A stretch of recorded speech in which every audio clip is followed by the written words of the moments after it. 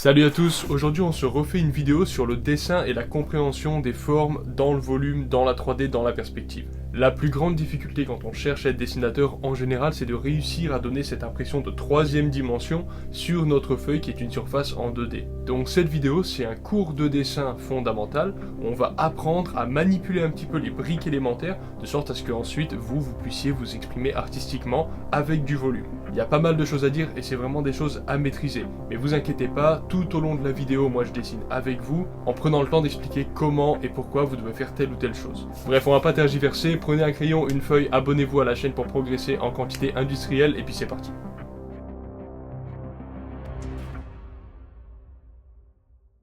Ok les amis, alors la base, ça va être de commencer par faire des œufs. Ça, c'est vraiment la base ultime. Une fois qu'on a fait un œuf, le but, c'est pas simplement de faire un truc en 2D. Donc, on va dessiner une ellipse qui va nous permettre de nous rendre compte de l'objet en 3D. Voilà. Et là, d'un seul coup, boum, tu as un objet en 3D à la place d'avoir simplement un ovale. Ça, c'est utilisé pour te donner des informations sur le positionnement de l'objet que tu es en train de dessiner. Et ça peut être utilisé par exemple pour montrer que si ça c'était un visage, il est orienté vers là-bas. Auquel cas on pourrait dessiner le plat de la tête Lumi par exemple, la face de la tête, ensuite on mettrait le nez, les yeux, etc. C'est vraiment super important de pouvoir instinctivement repérer des axes en fait sur un objet qui va être du type un petit peu sphérique comme ça. Le but, c'est pas nécessairement d'avoir toujours tout juste. Il peut y avoir parfois des petites erreurs, mais le but, ça va être vraiment de rendre compte de l'objet en 3D. Tu vas avoir le ressenti. C'est vraiment une histoire de ressenti que cette courbe-là, elle va derrière l'œuvre qu'on est en train de dessiner. Ça veut dire que ça vient comme ça. Et si je fais une flèche qui suit la direction, elle va vraiment comme ça, la flèche. Tac, voilà. Elle va vraiment derrière. Il faut vraiment ressentir cette forme en 3D. Un petit peu comme une boule de pétanque. Ensuite, ce qu'on peut faire, c'est faire des enchaînements de ces formes-là. Par exemple, en ayant des angles un petit peu plus extrêmes, pourquoi pas. Je note ensuite l'axe qui m'intéresse le plus. Donc admettons ça pourrait être une tête qui regarde un peu vers le haut. Ensuite, on pourrait faire une autre boule plus grosse qui se superpose à la première, ce qui nous indiquera que celle-ci est par-dessus. C'est comme ça qu'on arrive à dessiner en 3D, c'est en superposant des formes sur d'autres. On peut avoir un axe un petit peu différent sur celle-ci.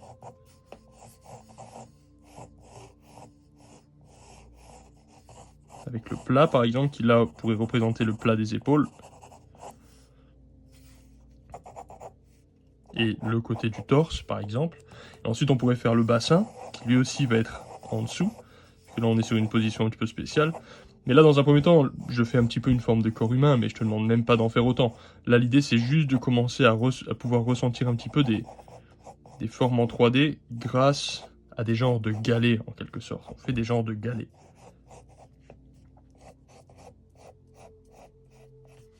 Voilà, tu vois ce genre de truc. Et ensuite, tu peux mettre par exemple le côté, comme on a fait ici, la tête Lumi, on enlève cette partie-là, on en fait un plat. Et bien là, c'est pareil, sur le côté du bassin, ça, tu peux en faire un plat. Sur le côté du torse, ça, tu peux en faire un plat. Et en fait, grâce à un volume quelconque, comme celui-ci, tu peux ensuite, grâce à d'autres œufs, ou juste en faisant d'autres ovales, faire comprendre qu'en fait, il s'agit d'un volume comme ça, dans la perspective. Même si c'est arrondi, au final, il y a une structure. Donc des œufs comme ceci, il faut vraiment en faire beaucoup jusqu'à ce que tu aies ce fameux ressenti de 3D et que ça vienne vraiment instinctivement. A noter que lorsque tu fais tes ellipses qui traversent, je veux vraiment que tu fasses le tour. Ce sera plus simple si tu fais l'ellipse en entier. Et qu'une ellipse, c'est un cercle en 3D. C'est un cercle vu dans la perspective. Et en fait, tu auras toujours 4 parties égales. Ça veut dire que là, si tu regardes mon dessin, une ellipse, ça c'est vraiment super important, je ferai une vidéo dédiée à ça. Une ellipse, si tu la divises en 4, hop, tu as 1, 2, 3 et 4 parties absolument égales. Celle-ci, si tu la divises en 4, 1, 2, 3, 4 parties. Celle-ci, si tu la divises en 4, 1, 2, 3, 4 parties. En fait, c'est comme ça, c'est tu prends n'importe quel objet qui est parfaitement circulaire, comme ça par exemple, et quand tu le mets dans la perspective, une ellipse, à chaque fois, elle sera divisée en 4 parties absolument égales, et c'est ainsi fait. Donc c'est important quand toi tu fais une ellipse de la penser de cette façon. Si un jour tu fais une ellipse qui ressemble à un truc comme ça va pas. Ça pourrait arriver d'avoir une forme comme ça, il n'y a pas de problème. Mais c'est pas une ellipse, c'est pas un cercle en 3D. Donc pareil, si tu veux faire un ovale, par exemple, dans la 3D, ou une ellipse un petit peu allongée, etc., peu importe, c'est pas obligatoirement un cercle parfait. Par contre, c'est quand même 1, 2, 3, 4 parties égales. Tu vois là aussi, 1, 2, 3, 4 parties égales, etc. Ça, c'est très intéressant de s'entraîner à faire ce genre de choses. Donc tu t'entraînes juste à faire des genres de galets, et tu fais en sorte que, effectivement, ils aient une forme de symétrie en 4. Un truc qui est super important, c'est une erreur qu'on voit très très souvent chez les gens qui débutent un petit peu le dessin. Hop, je vais me mettre ici. C'est qu'on va voir par exemple une ellipse qui va être bien. Tu vois, une fois que tu auras commencé à comprendre un peu le truc, tu mets ta première ellipse, tu dis, elle est bien celle-là. Et ensuite, c'est trop plat. C'est plat comme ça par exemple. Et là, clairement, cette ellipse-là encore, elle va à peu près. Mais celle-ci, tu vois, là, ça devrait aller beaucoup plus. Ça devrait se marier beaucoup plus avec la courbe en fait, pour aller se fondre là-dedans, pour permettre de vraiment rendre compte de la perspective en fait. Et ça, c'est vraiment une erreur qu'on voit très souvent, notamment quand on voit des cylindres, et ça va permettre de faire la transition sur le sujet suivant, c'est-à-dire justement les cylindres. On voit souvent, on fait une ellipse, hop, l'avant-bras, par exemple, admettons que ce soit un avant-bras ou un plot, aucune importance pour le moment, on s'en fout. Donc voilà, et en fait, souvent on va voir par exemple un dessin comme ça, en fait on va voir que la personne qui veut faire le cross-contour, qui veut faire le chemin de traverse à l'intérieur, eh bien en fait va faire un trait beaucoup trop droit. Donc il va y avoir un trait qui va bien suivre la perspective,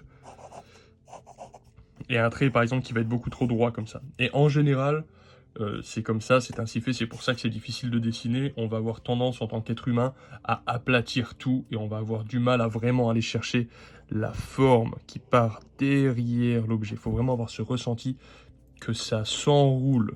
Donc avant de passer à la suite, je parle un petit peu des cylindres. Les cylindres, c'est tout simplement une ellipse, donc un cercle en perspective, avec deux droites qui sont plus ou moins parallèles, ça va dépendre de ce qu'on dessine, et puis une autre ellipse. L'ellipse, elle est divisée en 4, toujours dans l'axe. Alors, c'est tout un cours, ça, j'y reviendrai à un autre moment. Ce qui est important, c'est que le cylindre fait aussi partie des formes les plus de base, en quelque sorte. Et donc, par exemple, si je voulais faire là une jambe qui vient légèrement vers nous, admettons, je ferai par exemple un genre de masse qui représente la masse de la cuisse.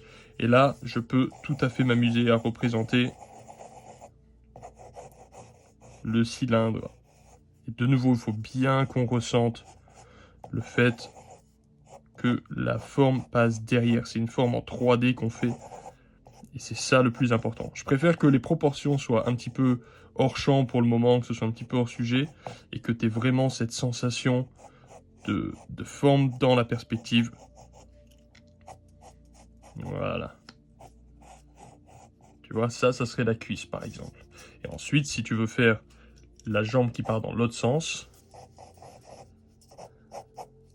eh bien, tu fais ton axe d'abord, tu organises ton ellipse autour de ton axe. Donc là, évidemment, ça va se superposer un petit peu avec la cuisse. Et ensuite, tu peux faire ton cylindre qui descend vers le bas. Voilà, comme ça. Et toujours, sois pas trop timide. Il faut vraiment que tes lignes droites sur ton espace courbe, qui s'appelle des géodésiques, te donnent vraiment cette impression de tourner autour du volume que tu es en train de faire. C'est vraiment super important.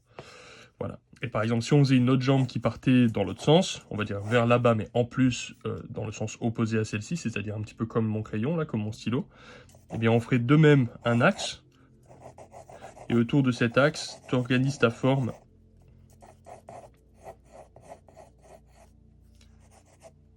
Voilà, tac. Alors tu vois, c'est un petit peu n'importe quoi, parce que j'essaye pas de respecter quelques proportions que ce soit ou quoi que ce soit, mais par contre, ça donne un dessin qui est en perspective, qui est en 3D, et c'est ça qui est important. Et clairement, on peut aussi faire, je sais pas, si le mec il avait la jambe pétée, et qu'on faisait par exemple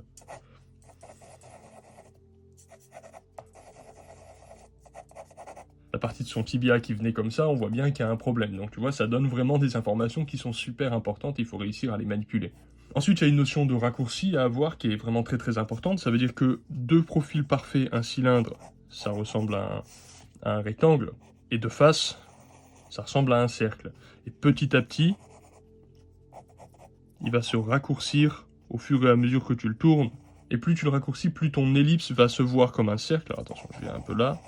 Et plus ton ellipse se voit comme un cercle, et plus la longueur de l'objet que tu es en train de dessiner va être vraiment raccourcie, à tel point où à un moment donné, on voit presque plus la profondeur, voire éventuellement plus du tout si ça devient un cercle à 100%. Tu vois là, j'ai fait aussi une petite timidité, il faut vraiment que ça tourne. Tu vois des petites erreurs comme ça, n'hésite pas à les corriger directement. Donc cette histoire de raccourci, ça veut dire que si par exemple tu as un visage comme ça et puis un torse comme ça, peu importe, c'est pas pour le visage et le torse que je fais la démonstration, avec les épaules comme ceci, eh bien tu vas par exemple avoir le bras, s'il est complètement allongé, qui va être comme ça, mais s'il se rapproche petit à petit, là le point est là, mais si le mec, au lieu d'avoir son bras comme ça, le ramène vers toi petit à petit, tac, tac, tac, tac, tu vois que la taille de mon crayon se raccourcit jusqu'au moment où on ne voit plus rien. Et en général, on est très timide à faire ça, mais il est possible qu'à un moment donné, le point soit là, donc les membres, petit à petit, se raccourcissent, et comme je disais tout à l'heure, au fur et à mesure qu'ils se raccourcissent, l'ellipse devient de plus en plus importante, jusqu'au moment où le point, par exemple, sera ici, et là on verra que quasiment que la face des ellipses. Maintenant, parfois, ce qu'on a envie de faire, c'est d'organiser ces espèces d'œufs dans des formes plus cubiques pour pouvoir avoir une perspective qui va être un petit peu plus, comment dire, un petit peu plus prenante. Par exemple, si je dessine un canard, admettons, pourquoi pas.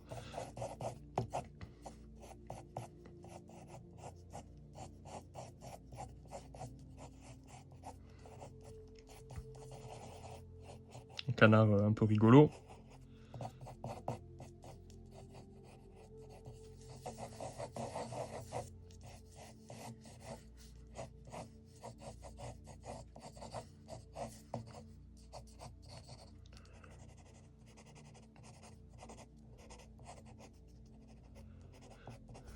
Alors, je dis pas qu'il est très anatomiquement correct, mon canard, mais vous voyez l'idée. Je peux quand même mettre aussi mes axes qui me permettront de voir un petit peu dans la perspective comment est-ce que la forme se trouve. Donc là, on a un magnifique canard. Si maintenant on a envie, par exemple, d'avoir un positionnement, une vue, là, je me mets un peu de profil. Tac, le canard, il est comme ça.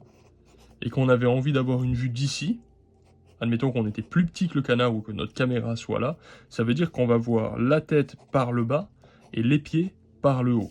Alors ça, tu te dis comment est-ce que je vais bien faire pour faire un dessin pareil? Eh ben, c'est pas nécessairement très compliqué en fait. On va imaginer qu'on est de face au canard, ça veut dire que ça c'est le dos du canard, ça c'est sa tête, nous on est vraiment devant. Et par exemple, tu peux tout à fait tracer une ligne d'horizon. Ça c'est de la perspective un petit peu de base là qu'on va faire vite fait. Et tu peux tout à fait t'amuser à faire un premier bloc avec un point de fuite.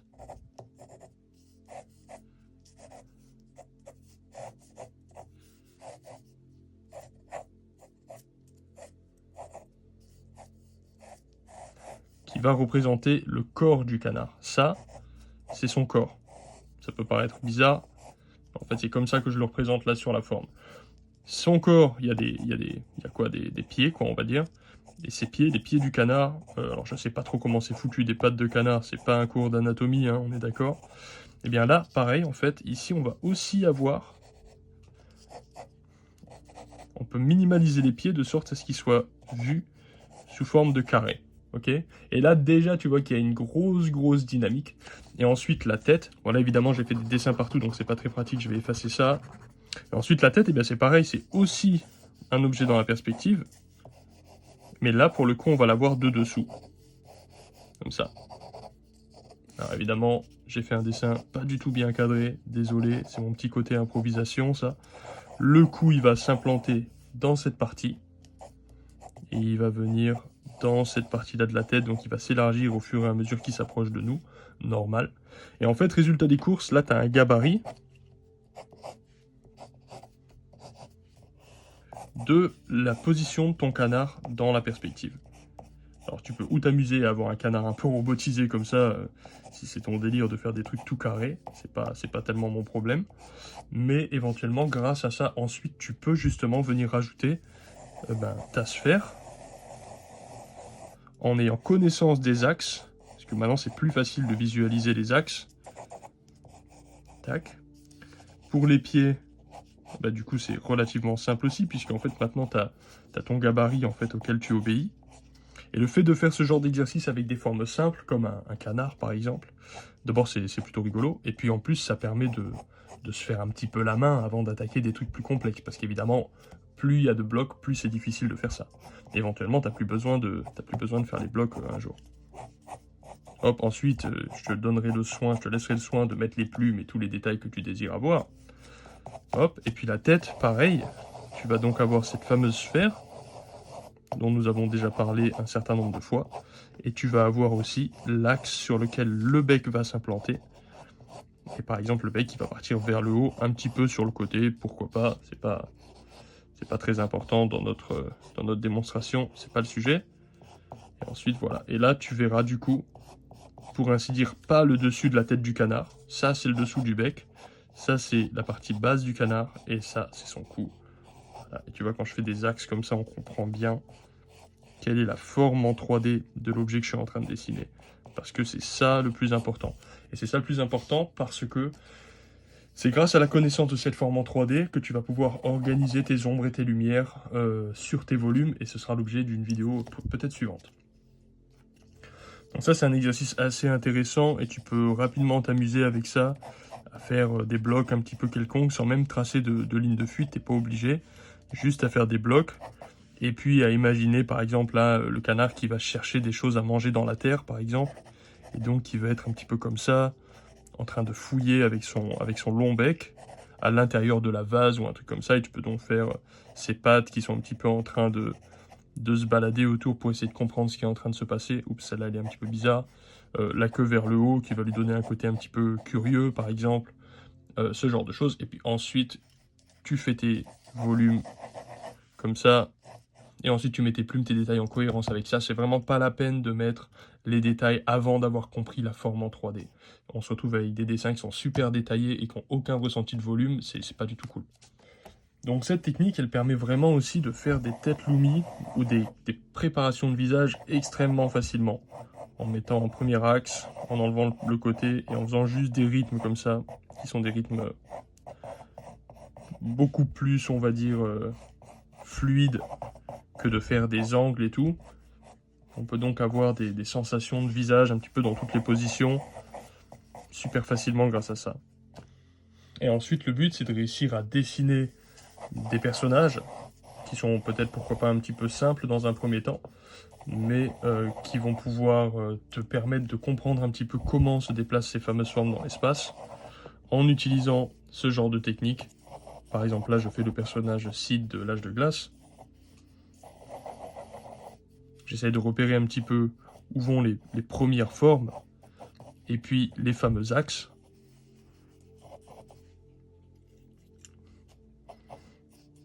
Ensuite, bien sûr, il faut réadapter. Je pars d'une sphère, mais je retravaille mes formes. Si par exemple, je vois que la tête elle est un petit peu plus plate, ou que la forme du visage est un petit peu plus triangulaire, c'est en soi pas un problème. Faut juste le faire. Mais partir d'une forme qui va être sphérique à la base, ça va permettre en fait de pouvoir dessiner dans un contexte en 3D qui va être propre.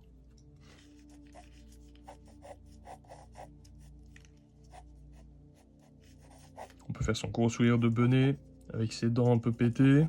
Et que avec des petits ovales, comme ça je peux m'amuser à forger un petit peu la forme du perso dans la 3D.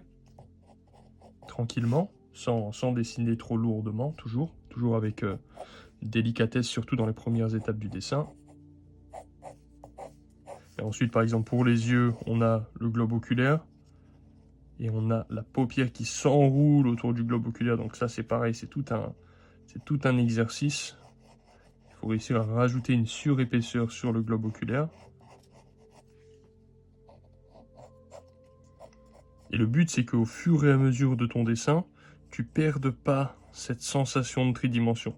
Si à un moment donné, tu sens que ton dessin il commence à devenir un petit peu plus bidimensionnel, entre guillemets, ça veut dire que soudainement, il se ressent de façon plat, c'est qu'il y a quelque chose que tu as un petit peu foiré quelque part. Auquel cas, où il faut rajouter un peu des géodésiques, des lignes droites sur des espaces courbes, ou alors il faut juste recommencer éventuellement en essayant de partir de formes plus simples, et petit à petit de les complexifier.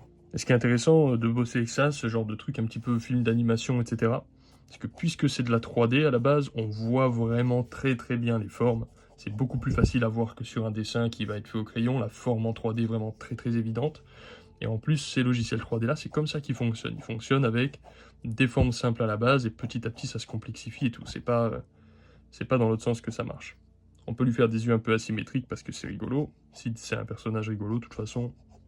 Donc là, quand je fais l'œil, il y a la sphère du globe oculaire qui dépasse. Ça, c'est son œil. Et la paupière, elle vient dessus se rajouter à l'épaisseur de l'œil. Ça, c'est vraiment le truc important. Voilà. Et en fait, la paupière elle-même a aussi une épaisseur. Et cette partie-là, ce double trait-là que j'ai fait, c'est la paupière. C'est l'épaisseur de la paupière, en fait, qui se met sur le globe oculaire. Et ça vient s'enrouler autour du globe. J'ai envie de lui donner un air encore un peu plus déjanté. Mais bon, ça, on s'en fout, c'est pas très important. Mais en rajoutant l'œil qui regarde complètement n'importe où comparé au premier. Juste parce que ça m'amuse.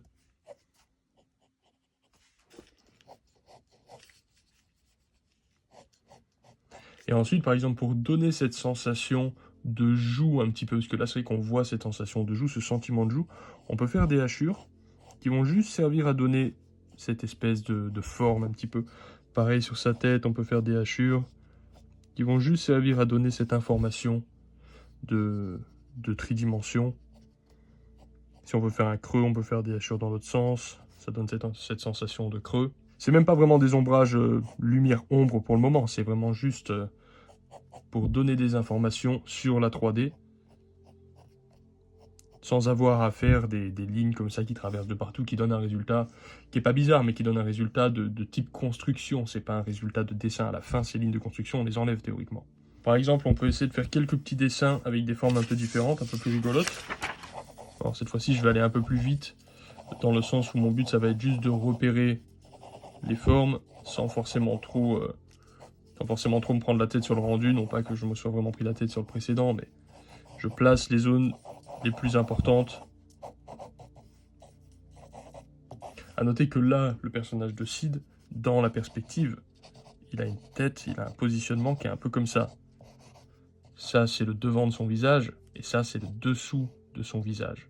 Donc c'est pour ça, c'est important de repérer qu'en fait, il est dans cette position. Si j'ai besoin de faire le bloc avant de faire mes axes, pour que ça se ressente comme étant dans la bonne position, il n'y a pas de problème. Tu peux à chaque fois repartir de la construction la plus basique pour arriver petit à petit à un résultat vraisemblable. Il n'y a aucun souci avec ça, n'est-ce pas? Alors là, il n'a pas l'air content, visiblement. Il est un petit peu sceptique pour le moins. On voit un petit peu ses dents relativement courtes parce qu'elles viennent vers nous. Là, ses dents, en quelque sorte, elles sont comme ça, dans la perspective. Donc ça vient dans notre direction. C'est pour ça qu'on les voit un petit peu plus raccourcis. Éventuellement, si on devait faire du rendu, on devrait noter le fait que, effectivement, on voit un petit peu la partie base de la dent. Ça coûte rien de le noter. Ensuite, on peut s'amuser à mettre des axes par rapport à ses yeux. Alors, il a les yeux un peu tombants. Visiblement, il est un peu tristoun. Toujours très asymétrique. C'est ça qui leur donne ce côté très marrant. Les personnages dans L'Âge de glace, ils sont très, comment dire, en pâte à modeler en quelque sorte. Ils peuvent un peu comme s'ils n'avaient pas de structure osseuse, donc on peut faire un petit peu ce qu'on veut avec les formes et tout, ce qui est assez sympa. Et franchement, ils ont fait un truc génial avec ça.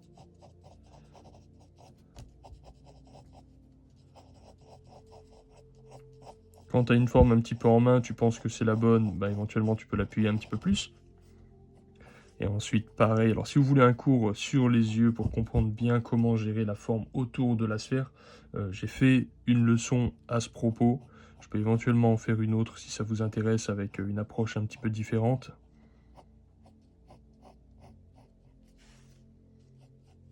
Donc, il a l'air complètement blasé, le pauvre. Il a dû prendre un râteau encore une fois. Et de nouveau, je peux m'amuser à faire des petites séries de hachures, juste pour donner un petit peu plus d'informations sur la forme du personnage.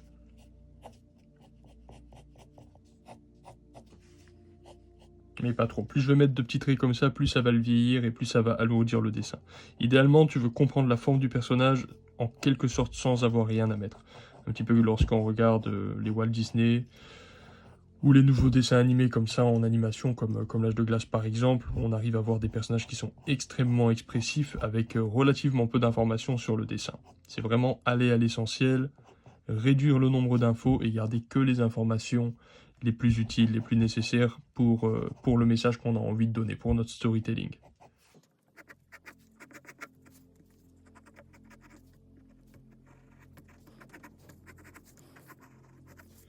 Si par exemple faire un rendu comme ça c'est un petit peu trop compliqué, il suffit de regarder pas mal de références de ce personnage ou d'un personnage que tu as envie de pouvoir faire, et puis de chercher à comprendre un petit peu la forme vraiment de base. Le nez, le plat de la tête, ça tu vois, tu sens que c'est une forme un petit peu comme ça. Ensuite, après cette forme-là, tu as les yeux qui débarquent, qui sont deux sphères. Tu cherches vraiment à comprendre la forme de base la plus basique possible.